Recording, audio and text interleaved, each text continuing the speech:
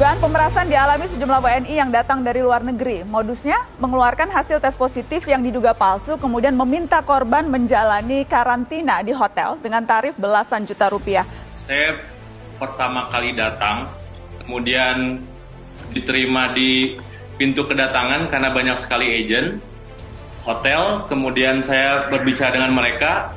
Setelah itu saya dapat satu pilihan hotel. Setelah itu mereka bilang harganya 15,6 untuk 3 orang. Kemudian ketika kita sampai di hotel, mereka bilang untuk anak saya yang berumur 2 tahun, kita harus tambah 4 juta untuk makan. Tapi sebelumnya mereka bilang 15,6 sudah semuanya. Oke. Akhirnya kita nggak mau nambah lagi dan kita sharing makanan aja. Itu biayanya termasuk PCR nggak, Mas? Karena kan dicek dulu tuh biasanya termasuk PCR. Betul, itu termasuk PCR. Berapa kali PCR-nya? 2 kali PCR. Dan pada saat masuk di PCR, hasil tesnya diberitahu tidak? Tidak, Mbak. Sampai hari ketiga kita bertanya-tanya. Istri saya akhirnya telepon hotel.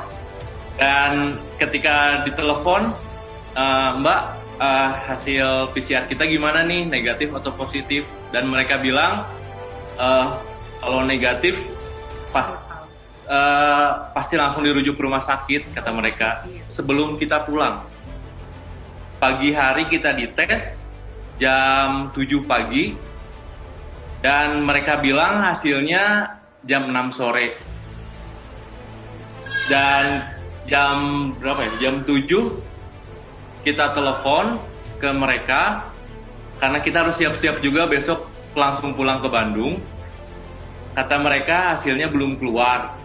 Jam 9 malam mereka ngetuk pintu kami, itu ada 5 orang ya dari Satgas Covid, dari manajemen hotel dan dari keamanan juga.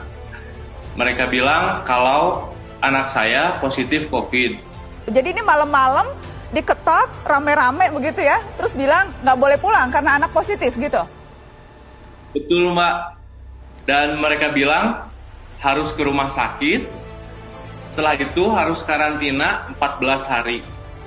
Tapi kita ngotot untuk PCR ulang dan kita minta lab yang lain.